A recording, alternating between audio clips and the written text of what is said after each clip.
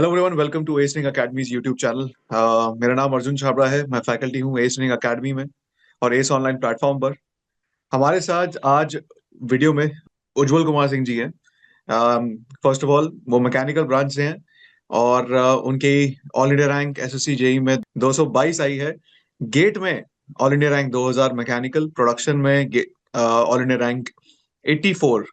So he is a all round student, एक तरीके से हमारे लिए ऑलराउंड स्टूडेंट है जिन्होंने मल्टीपल कॉम्पिटिटिव एग्जाम्स क्रैक करे हैं and they have qualified multiple competitive exams. और साथ ही साथ इन्होंने हैदराबाद में हमसे क्लासरूम कोचिंग प्रोग्राम लिया और एसएससी जेई की मेंस की ऑनलाइन टेस्ट सीरीज ली। And he is also from tier 1 college. इन्होंने बीटेक करी है यूसीईटी झारखंड से और इनकी एमटेक जादवपुर यूनिवर्सिटी से है।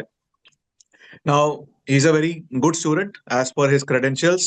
और आज हमें मौका मिल रहा है उज्जवल से बात करने का और उससे उसका एक्सपीरियंस गेन करने का कि किस तरीके से उसने ये सारे कॉम्पिटिटिव एग्जाम्स निकाले। सो congratulations Ujjwal. Thank you sir. कैसा लग रहा है इतने सारे कॉम्पिटिटिव एग्जाम निकाल के? तो अच्छा लग रहा है मतलब मेरा इनिशियल टारगेट तो गेट ही था। मैं हम्म। ऑलरेडी एस एकेडमी में गेट 2020 के लिए इनरोल हुआ था। तो हम्म। गेट 2020 दिया वहाँ उस गेट 2020 में सिंपली क्वालिफाई किया था।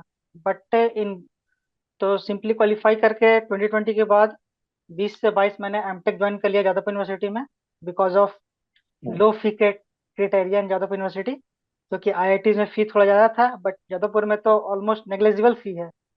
Almost, I think I paid 1500 or 2000 per semester like that. वाह। तो इसलिए मैंने वहां से एमटेक किया and then I got opportunity to join a private organisation. वहां से प्लेसमेंट हो गया था। तो फिर वो वर्क प्रेशर बहुत ज्यादा था तो I leave it and then I switch to once again government job. अच्छा। Okay. After that in 2003 hmm. 2023 means I hmm. Given my first attempt as a SSC JE. But वहाँ पे prelims मेरा कुछ 5 marks से रह गया था तो देन मैंने क्वालिफाई नहीं कर पाया 2023 को SSC JE. Then in hmm. 2024 I once again I prepared and this time I got MES department. Super. तो ये आपका सेकेंड अटेम्प्ट था। यस तो सर, आपने एसएससी जेई का ऐसा सेकंड क्या अटेम्प्ट अलग था। किया, ऐसा क्या अलग किया आपने अपने सेकेंड अटेम्प्ट में जिससे आपको ये सक्सेस मिला? Sir in comparison to first attempt second attempt में मैंने ज़्यादा फोकस किया अपने जीके जीएस पे क्योंकि ऑलरेडी मैं गेट स्टूडेंट था और गेट मैंने हम्म। क्वालिफाई किया ऑलरेडी 2 to 3 टाइम्स। तो हम्म। उससे कोई इशू नहीं था टेक्निकल में बट मेरा मेन फोकस जो दिक्कत कर रहा था वो जीके जीएस कर रहा था, थोड़ा रीजनिंग कर रहा था जिसकी वजह से मेरा बार बार प्रीलिम्स से अटक जा रहा था। तो मैंने हम्म। सेकेंड अटेम्प्ट में अपना फोकस फुल्ली अपना फोकस जीके जीएस पे किया और उसमें इस हम्म। बार जीके जीएस में मेरे अच्छे मार्क्स भी आए। ऑलमोस्ट मैंने 40 क्वेश्चन अटेम्प्ट किए थे आउट ऑफ 50 जिसमें से थर्टी हम्म। टू मेरा करेक्ट रहे। Very good. सुपर, तो वेरी गुड। तो उसमें जीके जीएस इस बार अच्छा रोल प्ले किया मेरा और जिससे कारण मेरा प्रीलिम्स का मार्क्स बहुत अच्छा था, 147 के लगभग था। अरे वेरी गुड। अच्छा, एक और चीज बताओ, जीके जीएस के सेक्शन में how much time you spent in the exam actually? I exam के थिंक अंदर कितना टाइम तुमने लगाया? 12 to 15 मिनट्स में मैंने 50 क्वेश्चंस को जल्दी जल्दी कर लिया था अरे वेरी गुड। क्योंकि वो जीके जीएससी पार्ट था जिससे मैं टाइम बचा सकता था ताकि मैं वो टाइम को रीजनिंग सेक्शन में और टेक्निकल सेक्शन में दे सकूं। मेरा फर्स्ट ही क्योंकि वो ज्यादा टारगेट था। टाइम टेकिंग है, ज्यादा टाइम टेकिंग है टेक्निकल और रीजनिंग। रीजनिंग का। रीजनिंग की प्रैक्टिस कैसे करी थी? ऐसा रीजनिंग की प्रैक्टिस मैंने बहुत सारे टेस्ट लगाए थे तो हाँ। रीजनिंग में मेरा बहुत अच्छा हो गया था। मैंने 47 अटेम्प्ट किया था और ऑलमोस्ट मेरा 47 ही करेक्ट हुआ। रीजनिंग में मेरा कोई भी अरे नेगेटिव मार्क नहीं गया। वेरी तो good. And previous year questions का कैसा रोल प्ले रहा? Previous yes year sir, questions की practice? the previous year is a must in technical section also and non-tech also। previous year मैंने तो maximum question previous year and test series, hmm. इसके अलावा कुछ नहीं किया था। सिर्फ पीवाईक्यूज, पीवाईक्यूज करने के बाद कॉन्सेप्ट क्लियर करने के बाद फिर से test series. Maximum test series पे ही मैं रिलायबल था। यही हमारा गेम होता है असली, कोई भी यस कॉम्पिटेटिव एग्जाम को क्लियर करने का। जितने ज्यादा क्वेश्चन हम लगाएंगे उतना ज्यादा हम बेहतर होते जाएंगे, उतना ज्यादा हम अपनी मिस्टेक्स को पकड़ेंगे और उतना ज्यादा हमारी yes sir. Next time score improve होता रहेगा। राइट। यस सर मैंने। सेम चीज आपने गेट के लिए भी फॉलो करी होगी, क्योंकि यस सर, गेट में गेट के आपका लिए मैंने। प्रोडक्शन में ऑल इंडिया रैंक 84 आया है। यस उसका कोई सर। प्लान है आपका यूज करने का प्रोडक्शन के गेट स्कोर को किसी तरीके से? सर अभी तो नहीं सर, क्योंकि मैं सिर्फ गेट तो ऐसा ही दे दिया था, बस देना था। पीएसयूज का टारगेट नहीं था मेरा, मैं ऑलरेडी एई जेई पे ही फोकस था, या तो अदर सेंट्रल एई जेई बनना था या फिर state AE JE. Due to workload pressure, that's why PSUs में थोड़ा ज्यादा था। अच्छा अच्छा। तो इस वजह से आपका एक पॉइंट ऑफ व्यू था कि आई हैव टू, मुझे सरकारी सेंट्रल गवर्नमेंट या स्टेट गवर्नमेंट में जाना है। Yes sir, right. AE JE focus था। एजेई फोकस था। और कोई फ्यूचर में प्लान कर रहे हो एजेई का एग्जाम के लिए? यस सर, अभी तो जेई हो गया है, उसके बाद अभी जस्ट मैंने फॉर्म ही डाला यूपीपीएससी एई का, जस्ट रिसेंट ही एग्जाम आने वाला है अप्रैल में। Very good. हाँ हाँ, आने तो वाला उसके लिए प्रैक्टिस अभी मतलब कंटिन्यू, अपना पढ़ाई को कंटिन्यू ही रखा हूँ, स्टॉप नहीं किया हूँ। है। Very good. सेम अप्रोच चल रही है अभी भी? यस सर, सिर्फ ज्यादा सेम क्वेश्चन अप्रोच। लगाओ, जितने ज्यादा क्वेश्चन लगाओगे उतना ज्यादा बेहतर। टेस्ट सीरीज यस दे रहे सर। हो? यस अरे sir, very good. Maximum rely करता हूँ टेस्ट सीरीज पे सर। मल्टीपल टेस्ट सीरीज जहाँ से मिले टेस्ट सीरीज लगाइए। और हम्म बस अपने जहाँ भी दिक्कत हो रहा है, कॉन्सेप्चुअल एरर हो रहा है या सिली एरर हो रहा है, उसको बस हम्म रिमूव करना है। अपने डायरी में नोट करते जा रहे हैं कि हाँ, यहाँ पे इस क्वेश्चन पे दिक्कत हो रहा था, ये कौन सा हम्म कॉन्सेप्ट है, सिली एरर है या फिर कॉन्सेप्चुअल एरर है, और उसको क्लियर हम्म। करना, फिर नेक्स्ट टेस्ट सीरीज पे जाना। और मुझे एक और चीज बताओ, कितना ज्यादा आपको गेट और इंजीनियरिंग सर्विसेज की प्रिपरेशन ने हेल्प किया है ये एसएससी जेई एग्जाम निकालने के लिए, और कितना कॉन्फिडेंस बढ़ाया है दूसरे एई जेई एग्जाम्स के लिए? तब बेस तो मेरे लिए, अकॉर्डिंग टू, अगर मैं किसी भी एस्पिरेंट के लिए बोलना चाहूंगा, तो बेस तो सर ईएससी और गेट ही है। क्योंकि अगर हम्म किसी भी एग्जाम के लिए करना है तो सबसे पहले गेट एग्जाम या ईएससी एग्जाम के लिए करना जरूरी है, क्योंकि गेट ही मुझे सिखाता है न्यूमेरिकल कैसे सॉल्व करना, और न्यूमेरिकल से मुझे बहुत सारा चीज कॉन्सेप्ट क्लियर, जो डायरेक्टली कॉन्सेप्ट ना क्लियर होके न्यूमेरिकल के थ्रू बहुत सारा कॉन्सेप्ट क्लियर होता है, उसका जो फॉर्मेट रहता है ऐसे ऐसे सॉल्व करना तरीके से, तो न्यूमेरिकल से ही बहुत सारा चीज क्लियर हो जाता है। तो गेट तो मस्ट ही है मेरे अकॉर्डिंग, क्योंकि गेट पढ़ लेने के बाद एसएससी जेई या फिर कोई भी स्टेट एई बहुत ही आसान लगता है, बहुत ही आसान। हम्म। टेक्निकल में मुझे एसएससी जेई में कोई इशू हुआ ही नहीं था टेक्निकल में। ऑलमोस्ट मैंने मेंस में थोड़ी बहुत गलती कर दी, इसकी वजह से आउट ऑफ 300 265 बन पाया। बट वो 280 तक भी पहुंच सकता था, लेकिन 265 पे अटक गया। क्या गलतियां हो गई? सर दो क्वेश्चन तो मुझे श्योर शॉट पता है कि वो तो एसएससी जेई ने गड़बड़ किया है मेंस में, वो तो शायद अभी बढ़ जाएगा मार्क्स जब आएगा तो। दो क्वेश्चन यानी कि हम्म 8 मार्क्स बढ़ने चाहिए मेरे। बाकी कुछ हम्म वहां पे डायग्राम वाला एक क्वेश्चन था, लेमिनार टर्बुलेंट वाला, उसमें ही हम्म। मैंने गड़बड़ कर दिया, बहुत कंसेप्चुअल एरर टाइप का था।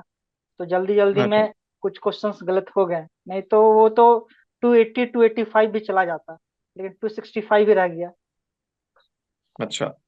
मैं स्टूडेंट्स को एक चीज बताना चाहूंगा कि इन्होंने जो बोला कि अगर दो सवाल गलती से गलत हुए हैं कैसे 8 नंबर का इंक्रीज होगा, तो every right answer would give 3 marks. हर एक सही जवाब हम्म, 3 नंबर देता है मेंस में। और अगर आप गलत देते हैं तो -1। तो वो जो माइनस माइनस हुआ वो ऐड होगा, और साथ में अगर वो सही हुआ आंसर तो अगेन +6। सो 6 + 2 यस 8 मार्क्स। तो इस तरीके से वो इंक्रीमेंट बहुत बोल रहे हैं कि अगर होगा तो वो ऐसा इंक्रीमेंट होगा। अगर नहीं भी हुआ तो ऑलरेडी यस उसके पास उनके पास सीट है एमईएस की, and he has got sir. Nothing to lose in that. Obviously आपके पास खोने को यस कुछ नहीं है। और इसी ही एग्जैक्टली सर। आइडियोलॉजी पे मैं हर स्टूडेंट को एडवाइस भी यही करूंगा जो ये वीडियो देख रहा है, कि जिस तरीके से उज्जवल ने ये चीज फॉलो करी है कि पहले, अच्छा अगर गेट नहीं निकला, अच्छे नंबर नहीं आ पाए या इंजीनियरिंग सर्विसेज क्रैक नहीं हुआ, तो आपको निराश नहीं होना है। क्यों निराश नहीं यस होना है? सर। आपको लोअर लेवल एग्जामिनेशंस को क्लियर करना है पहले, और उसको क्लियर करने के बाद आपका कॉन्फिडेंस बढ़ जाता है, आपको आपके पास खोने को कुछ नहीं है। उसके बाद तैयारी करते रहो, आपकी उम्र तो बची है ना। मोस्ट ऑफ दीज जो भी एग्जाम्स हैं ये, उनकी एज लिमिट 30, अगर आप किसी कैटेगरी से बिलोंग करते हैं 33 हो जाती है, फिर उसके बाद 35 हो जाती है अगर आप SC ST कैटेगरी से बिलोंग करते हैं। तो आपके यस पास सर। एज है, उस एज का यूज करना है।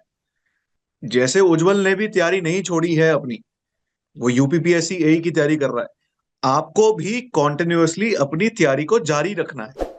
क्यों जारी रखना है? अगेन आपके पास खोने को कुछ नहीं है। एक जॉब तो पकड़ ली, यस सर। आराम से you got that financial stability now, आपके पास वो फाइनेंशियल स्टेबिलिटी आ जाती है। आप तैयारी करते रहिए। ये हर स्टूडेंट के लिए जो वो इस वीडियो को देख रहा है, आपके पास ऑप्शंस की भरमार है।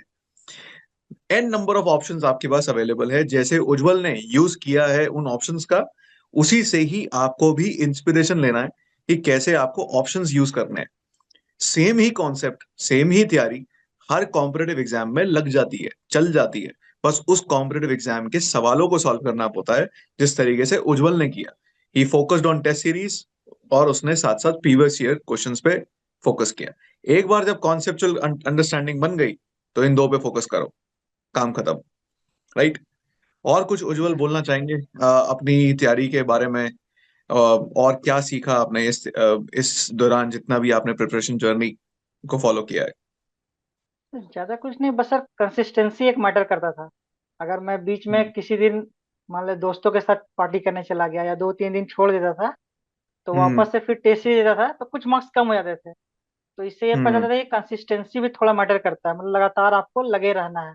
कुछ दिन गैप हम्म। हो गया तो उसको कवर करना है फिर से। तो सर हम्म। कंसिस्टेंसी मैटर करता है, क्योंकि मैंने जब 2023 का प्रीलिम्स नहीं क्वालिफाई किया था, तो मैंने फिर हम्म। छोड़ा नहीं था। मतलब कि मुझे लगा कि चलो भाई कोई दिक्कत नहीं है, वो सिर्फ जीके जीएस की वजह से, क्योंकि टेक्निकल मार्क्स मेरे अच्छे थे, रीजनिंग भी हम्म। मार्क्स मेरे अच्छे थे, बट जीके जीएस में मैंने बहुत ही खराब किया था। बस 7 या 8 मार्क्स ही आए थे मेरा आउट ऑफ 50, जिसके कारण कुछ हम्म। 5 या 7 मार्क्स से मेरा प्रीलिम्स रह गया था। तो मैंने सिर्फ काम करना स्टार्ट किया सिर्फ जीके जीएस पे, कि जीके जीएस अच्छा करना है तो वो हो जाएगा आराम से, और लगातार कंसिस्टेंसी के साथ करना है। हम्म। घबराना नहीं है। जिस तरीके यस से सर। उज्जवल नहीं घबराया, तो आपको घबराना नहीं है। गलतियां हो रही है, गलतियां होने दो। गलतियों से पता चलेगा कि कहाँ पे आपको फोकस करना है। Yes sir. फोकस करोगे अपनी गलतियों पर, अपनी कॉन्सेप्चुअल अंडरस्टैंडिंग पर, उसको इंप्रूव करने में, अपने आप आपके नंबर इंप्रूव होते रहेंगे। जैसे जैसे आपके नंबर इंप्रूव होते रहेंगे, आपका कॉन्फिडेंस बढ़ता रहेगा, बार बार आपको करने का मन करेगा। जितनी बार करोगे उतनी बार आपको अच्छे मार्क्स लाने का मौका मिल जाता है, उतना आपका सिलेक्शन का प्रोबेबिलिटी बढ़ जाती है। राइट। चलिए, थैंक्स अलॉट उज्जवल, आपसे बात करके मेरे को बहुत अच्छा लगा।